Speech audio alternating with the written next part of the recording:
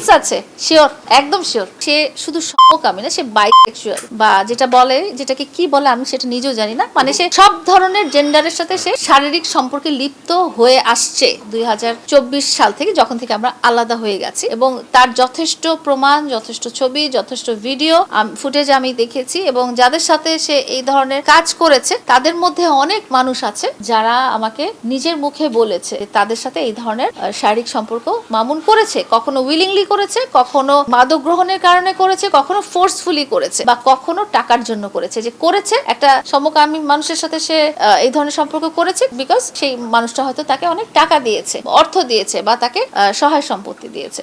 এবং আমি এই জিনিসটাও শুনতে পেরেছি, আমার কাছে যেই কারণে খুব খারাপ লেগেছে, খুব কষ্ট লেগেছে, সেটা হচ্ছে যেই নারীর সাথে সে এই 4 মাস ছিল, ওর এইডস আছে শিওর, একদম শিওর, একদম এইডস আছে।